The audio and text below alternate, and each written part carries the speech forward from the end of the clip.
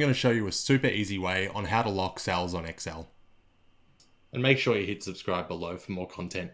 So what we've got here is a really simple table where I want to calculate the price of a product multiplied by the quantity sold.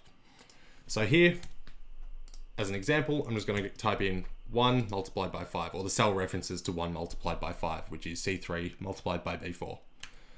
Now obviously that's correct, 1 by 5 is 5. Now if I drag that cell down, that formula down rather, watch what happens. I end up with a pretty outlandish error. Obviously 1 multiplied by 30 is not 11.25 million. And where we went wrong there is we didn't lock into place the cell references. So I'm going to show you how to fix that. So if I delete that, now what I can do is once again, type in the cell references for this cell. But what I need to do is I need to make these cells absolute.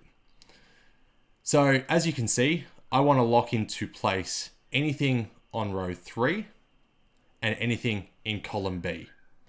Now there's a B in this formula and also a 3 in this formula, and that's where I need to lock it. So what I could do is click into here and press $, which would lock it into row 3, and then also $sign before the 4, which would lock it into column B. There is an easier way to do it, so I'm going to show you that now.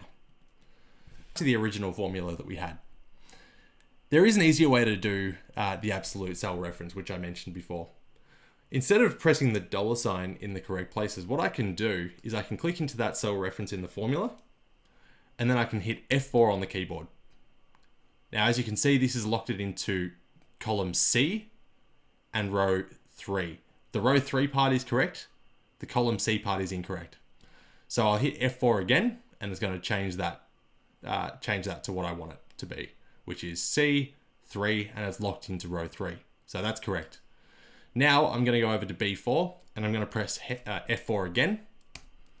Again, that's locked it into column B and row 4. Column B is correct, row 4 is incorrect. So I'm going to press F4 again, and F4 again, until it's locked into column B, and that's correct. So I'm going to press enter on that formula, and that's looking correct. And now I can scroll down, and yes, 1 by 30 is 30. Good so far. And then I'll drag that across, and once again, you can see 4 multiplied by 30 is 120. And make sure you hit subscribe below for more content.